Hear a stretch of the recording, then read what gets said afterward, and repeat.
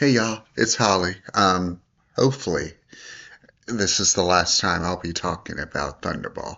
I'll be mentioning it one more time for I'm just gonna do a short little I'm gonna do a video of like ranking the Connery bonds, so I'll talk about it one more time. But finally get to just compare it to the two movies. Um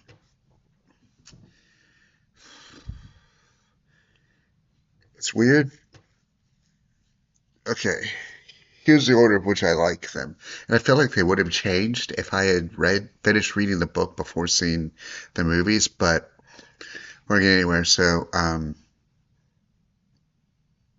Never Say Never Again, the book Thunderball, then the movie Thunderball is how I'd rank them. Uh, so there are differences in each, but similar, each movie takes something from the book. Um, I'm going to start off with Thunderball first, like the two that are named Thunderball. And then talk about Never Say Never.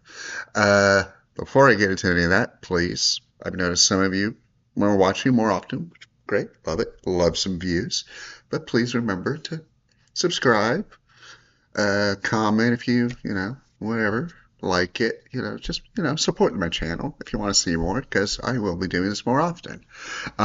So yeah, the similarities between the book Thunderball and movie Thunderball are mostly mostly on par. Slight little things like in the movie, M no.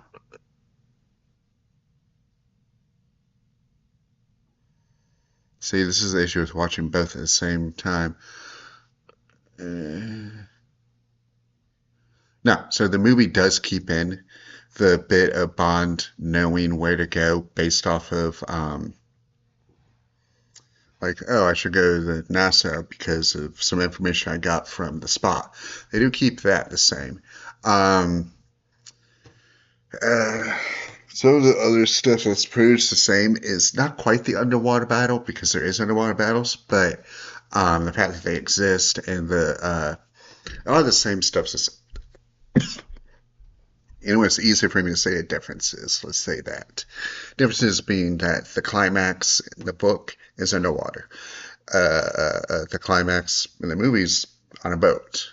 Um, in the movie, Felix and Bond are pretending to be like interested in buying Largo's house, and Largo's like, yeah, yeah, sure. They seem believable, which is interesting because all they did was say, hey, we want to buy your house. That cool? And he's like, yeah, you're on the level. Okay. Um, the other interesting thing is I think I may have misread it. That may be the case.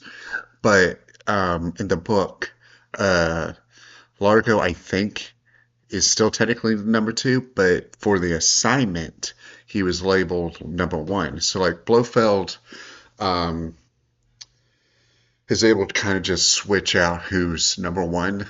Like if he's not leading the charge, then he can place someone there and say, okay, this is all that person. They have full control, whatever. Which interesting, fair enough. It's different in the movie where she's just number two. Fine. Um, or was he? Yeah, he was number two. Um, they both have the same kind of slow pacing. The difference is that in the book slow pacing, it's very descriptive.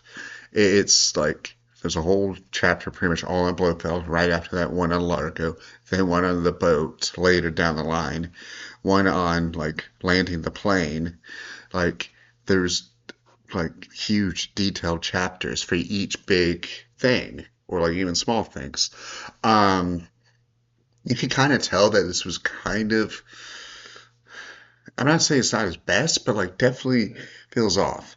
And from basic, like barely know anything kind of thing, I could do more research. I haven't. But I think this originally started off as a script for a movie and then got turned into a book because the movie rights, like that was getting weird, and then it became a movie. Rights are weird.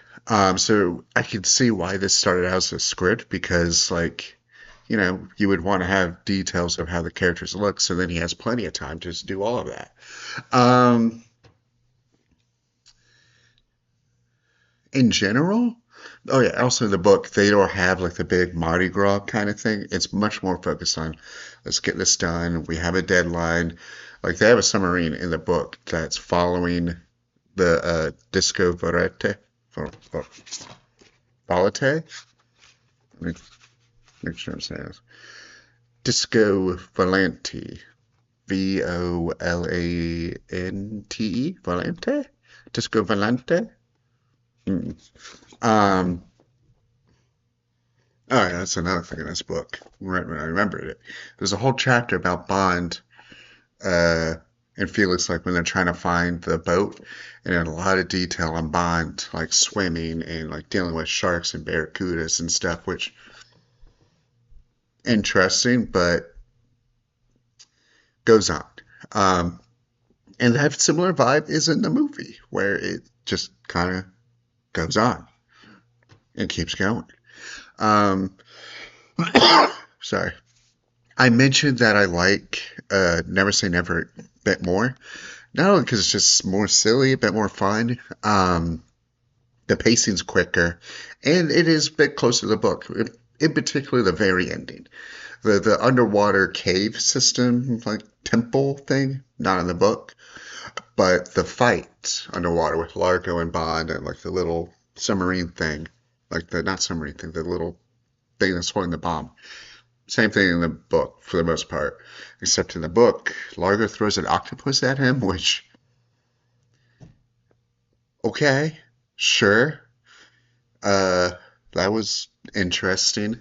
Um, I feel like any iteration of this is going to be not great because it's just a lot of moving parts, but not in a good way. It's moving parts in that it just focuses for a long time on things like this is supposed to be like he has a short window to do this thing, and it just feels like each version drags on certain things. It's like you only have like hours or like a day or two to do this and speed things up. Yeah, I don't know. Like it's interesting that both take different things from it. Um, like even in the book like describes like the casino section as they're playing like 21, like but they still mention some baccarat stuff. So that kind of is a little nebulous. He's not as awful to his men as like the Thunderball Largo, but he's not as genial as Maximilian Largo from Never Say Never again. But he's about as cruel to Domino as in Thunderball. So it's all a mix of different things. The maid henchwoman, in which either version is not in it and not in the book. Yeah, it's I don't know. It's complicated because there is three different versions of this story now, and each one doesn't really grab me. Like Never Say Never Again did grab me only because it's a bit more fun, a bit more silly. Thunderball definitely didn't, and the book maybe because already went in with the impression of it just being boring, kind of maybe filtered it. But even diversing myself from that, it's still a slow burn. Um, Check out which version you want. Once again, if you want to complete the series, read it because it is the start of the Blofeld trilogy. That is the important thing about this book, and even not quite the movies actually, but well, no, yeah, maybe it is. Diamonds are for no. From Russia with Love kind of maybe had Blofeld. Maybe that whole thing was a little like tenuous, but this is Thunderball is also the start of the Blofeld stuff for real in the Connery movies. So that's a good thing to start with. But beyond that, I say like if you're not really interested in the Blofeld story, because Blofeld doesn't do much in Thunderball. Like he appears, they have a whole chapter describing him, and the whole chapter like him like telling about the plan and setting up Spectre and stuff, and that's it. So in theory, you can kind of skip if you want. As same really for the other two versions of the movies. But that's all I have for now. I'll see you later.